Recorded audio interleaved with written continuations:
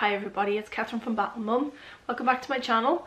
Thank you for tuning in. It's been a little bit of a while since I've done a vlog, mainly because life has just gone crazy, and I'll tell you all about that in another vlog. But today I'm here to answer the Valentine's blogger interview questions, which Kerry from All About a Mini Norris has been posing to other bloggers, and she has been featuring those interviews on her blog. She also did a Q&A vlog in which she answered the questions, and I thought it would be a good idea because this gives you more of a chance to kind of talk about the question, and if you want to kind of think things up and that, it's a little bit easier than just trying to write it down on paper and pass it on. You might think of something afterwards and think, oh damn, I should have said that.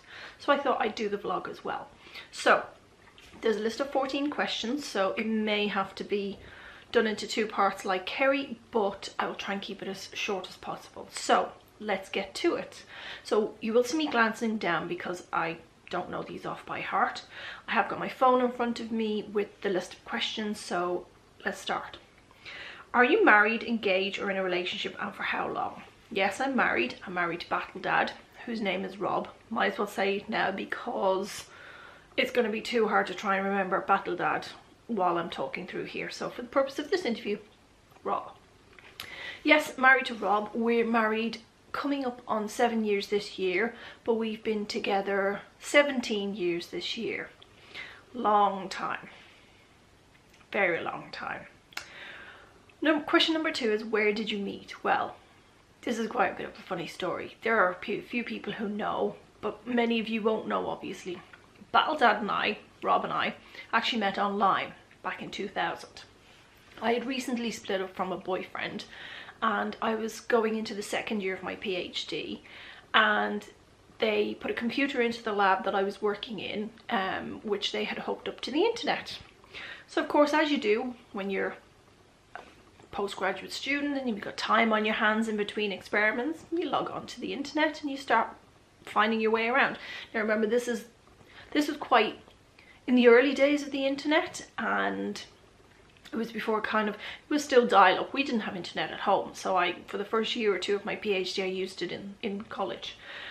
But I discovered a chat program called ICQ, which was very much like your MSN chat rooms and that, but I quite liked ICQ, and you could basically put in like names, or you could put in kind of, I suppose you wanted to talk to males between this sort of size, and then you'd see a list of people who were on, you just start chatting.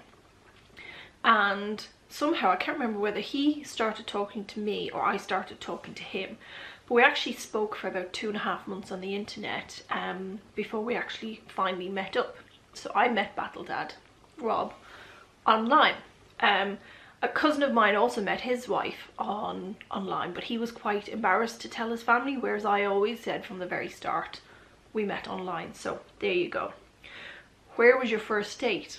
Well, our first date, I suppose you could call it a blind date, because we had never met in person before. We'd exchanged photographs in the days when you still had to post them to people, because there was no such thing as a smartphone or WhatsApp or Facebook or anything like that to send it through.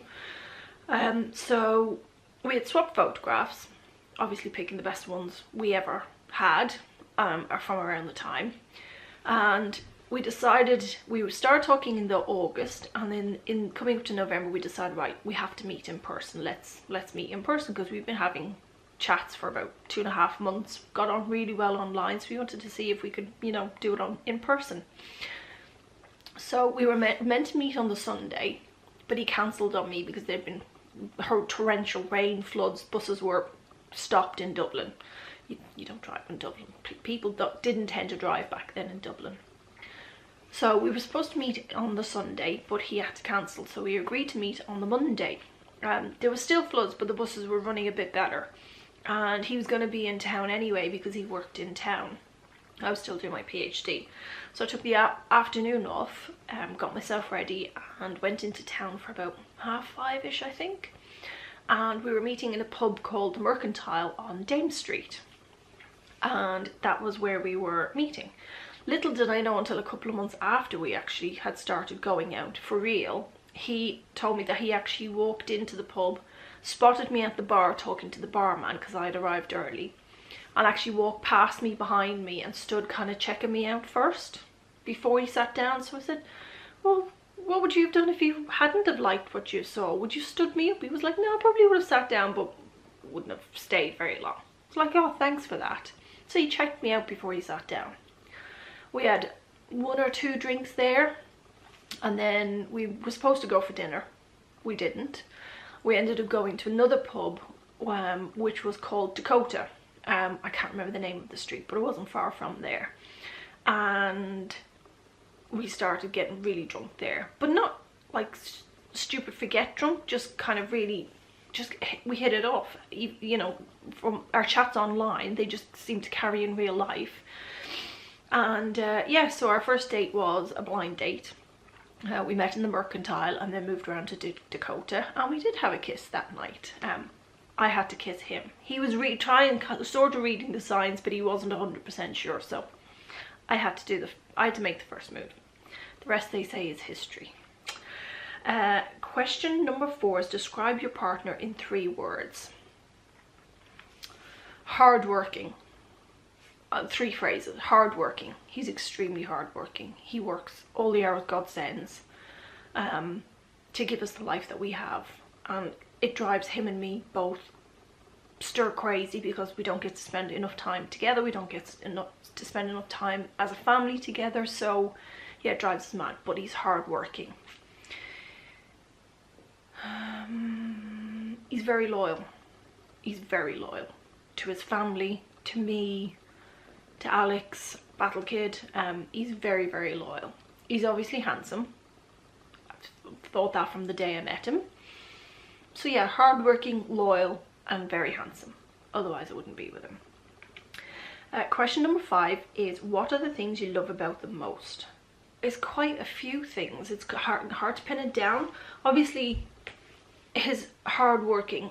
I love how hardworking he is because he's always striving to better himself. He's not happy to just plod along. He's always thinking of the next thing to do, the next stage in our lives, the next stage in his career. And he's so hardworking. You know, we wouldn't have the life that we have today without his hardworking ethic. So that's one of the things that I think I love about him. He's also an extremely good father to Battle Kid. He's always thinking about him, always thinking about us. We're never far from his thoughts. And I also like that he likes kind of fast cars, bikes, because it brings out the thrill seeker in me. So I'm very, very happy with that. Question number 6 has, what has been the most memorable day you've had with them? There have been lots. There have been, I suppose there's been holidays that we'll never forget. There have been obviously our wedding day. But I think the most memorable day is one that is quite hard in my memory to really focus on and really think clearly. But I think our most memorable day has to be the day that Alex was born. And what I'll never forget about that day was the fact that he potentially saved our lives. Because Alex we had gone through quite a long labour. It was 24 hours from start to finish. And I had been stage 2 labour, according to my notes, for almost 4 hours. That's including the theatre bit, but I had been in 2nd stage labour for a long time.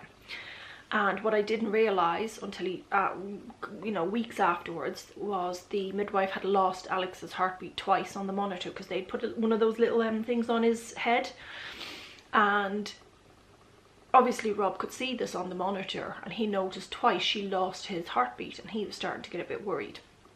And when she left the room, this was probably about 4:30 in the morning, so nearly 22 hours later, I was at the stage where I tried my best. I was going well on gas and air, no problem, in and out of the pool when she needed me to, because we had a birthing pool, and I was doing fine on gas and air. That's all I had. I was like, yeah, I'm gonna do this.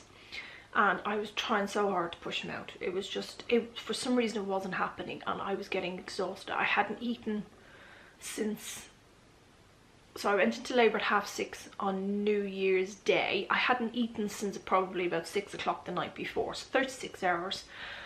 They tried to give me things to eat like jellies and, you know, protein bars. I brought them back up again, couldn't keep water down, so I was completely exhausted, and I just turned to one stage and I said, look, I'm not messing now.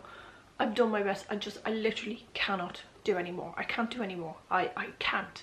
I said, if it's a C-section, let's just get in there and get it over with. I said, but please, please, I just looked at him, I said, please help me, please. I can't physically do anymore. So when she came back into the room, he said, look, he said, I'm not trying to be, you know, I'm not trying to question your professionalism or question your authority here. He said, can we just get a second opinion? He said, because she is exhausted. You know, we have to go for a C-section. I know you don't want to, you want to get her birthed naturally. Just, please, can we just have a second opinion? So she wasn't very happy with him questioning her, but she did go and get a doctor, and the doctor came in, took one look and said, that's a C-section, prep her for theatre. Now, we didn't have a C-section. Basically what had happened was Alex had got his head stuck between his shoulder blade and my pelvic bone, and he wasn't coming out naturally. We ended up having forceps delivery, so I didn't have to have a C-section. But if he hadn't have spoken up, if he hadn't had the courage to question the midwife and basically not beg or demand, but really ask her for a second opinion, myself and my son might not have been here today, or we could have had a son with problems, because, you know, somebody who went through a similar experience to us, but the father didn't have the wherewithal to question the midwife or to request a second opinion, and their son has severe learning difficulties because of not getting him out quick enough. So that's probably the day I will never forget with Rob, is the day that our son was born, because if he hadn't have spoken up, Lord knows where we'd be today. And for that I am eternally grateful to him. Whatever happens, we have a son who is happy, who is healthy, who's a little sod at times and tries our patience, but he might not be here today or be as healthy and happy as he is today without Rob speaking up. And that's the most memorable thing that sticks in my mind now, and that was over 3 years ago. Anyway, I promised it wouldn't be long, so this is definitely going to be a two-parter. So question 7 is, do you celebrate Valentine's Day? Well, when we were a couple without Alex, we would make more of a big deal about it. I guess because you have to and you feel like you should. So whether it was actually Valentine's Day or the weekend before or the weekend after, we'd generally go out for a nice meal, have a few drinks, and then go home. We weren't big clubbing people, you know, maybe the first 2 years of our relationship, but after that was like, I can't be bothered now. So we would go out for dinner and have a few drinks and that. But nowadays we don't have family near us, so babysitters aren't at hand, so we don't go out. We don't drink anymore. We gave that up 2.5 years ago. May seem boring, but we've got our reasons. So what we tend to do, and what we're actually doing this weekend or the weekend before Valentine's Day, is we're going to delay our dinner. So we usually have dinner about 5 o'clock together as a family, but instead what we're going to do is give Battlekid his dinner.